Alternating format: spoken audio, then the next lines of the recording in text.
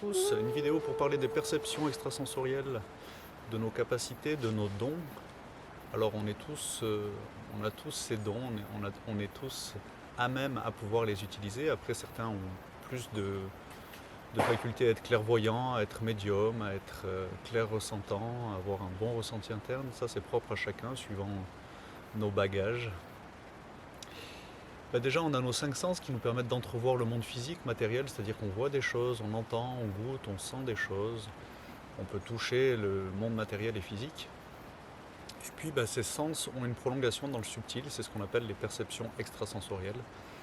Donc, au niveau des mains, on a le tube de clair ressenti qui nous permet de ressentir des phénomènes invisibles, comme des phénomènes énergétiques, géobiologiques, des présences, des entités, des esprits de la nature, tout un tas de choses invisibles.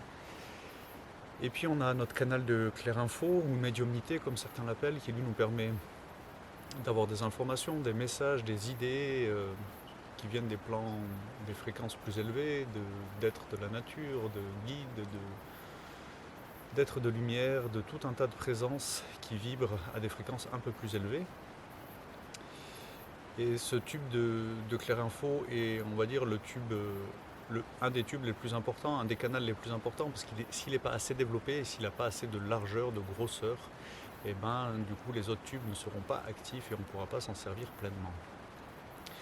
En fait, ces tubes peuvent être mesurés, on les mesure en bioénergie avec le clair ressenti justement, donc on va passer au-dessus de la tête à peu près à 30 cm et puis ressentir la grosseur, la largeur, c'est-à-dire plus ils vont être larges, c'est un peu comme un tuyau, hein, plus le tuyau est large, plus on peut envoyer d'eau et de débit à l'intérieur, et plus le tuyau est petit, resserré, moins il y a d'informations, moins il y a d'eau qui passe à l'intérieur.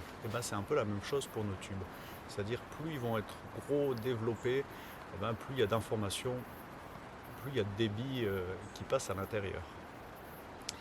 Et puis on a notre tube de clairvoyance situé à peu près au niveau du troisième œil.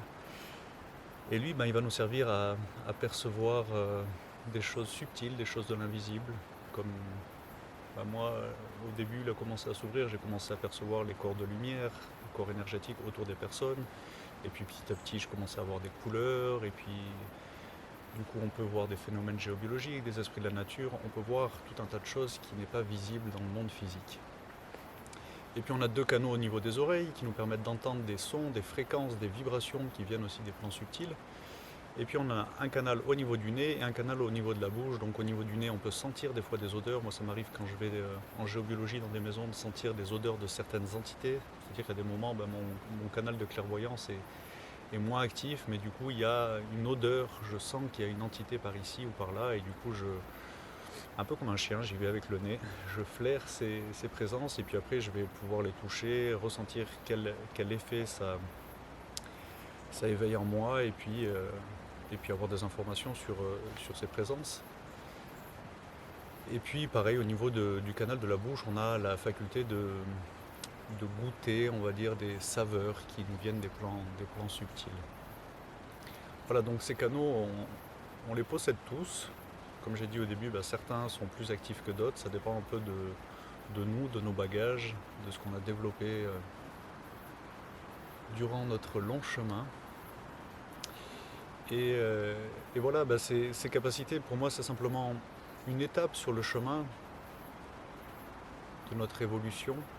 Et ça peut, justement, il y a beaucoup de traditions aussi qui mettent en garde au niveau du développement de ces perceptions, parce que ça peut freiner notre progrès spirituel. C'est-à-dire que oui, si tout de suite on commence à voir des choses, à voir plein d'infos, de guides, de lumière, de choses comme ça, on peut commencer à prendre la grosse tête et puis à nourrir notre ego et surtout notre ego spirituel qui est très subtil et qui est très difficile à détecter. Et du coup, on va se croire supérieur aux autres avec des super pouvoirs et tout ça. Donc faites simplement attention, si vous avez des perceptions, c'est bien, c'est une bonne chose, continuez à vous en servir. Mais ne vous prenez pas trop au sérieux, il y a encore beaucoup d'autres choses à développer et il y a une plus grosse évolution que ça. Pour moi, c'est juste un palier au niveau de l'évolution, quoi. Donc ces tubes, plus vous allez vous en servir au quotidien, plus ils vont être à même à être développés, à s'activer. C'est un peu comme si vous voulez devenir un grand joueur de piano, il va falloir faire vos gammes tous les jours pour pouvoir gérer votre instrument, maîtriser vos doigts et tout ça. C'est un peu la même chose au niveau des perceptions. Plus vous allez vous en servir, plus elles vont être actives, plus elles vont se développer et plus ça sera précis au niveau du ressenti et des choses comme ça. Donc tous ces tubes sont connectés à notre fameuse glande pinéale, notre épiphyse, qui est la glande maîtresse vraiment, qui elle va gérer tout un tas d'informations et via l'interface du cerveau va les décoder d'une certaine manière, et puis ça va nous permettre d'avoir une vision de la réalité qui est beaucoup plus large et beaucoup plus vaste que simplement la réalité matérielle.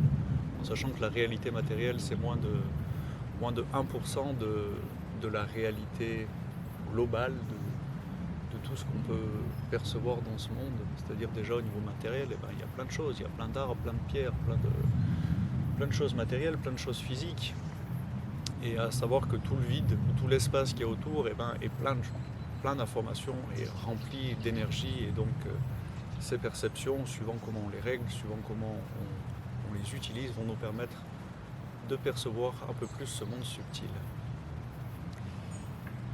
Voilà, je vous remercie pour m'avoir écouté, et puis j'espère que vous allez prendre confiance avec vos perceptions et puis continuer à les développer un maximum. À bientôt.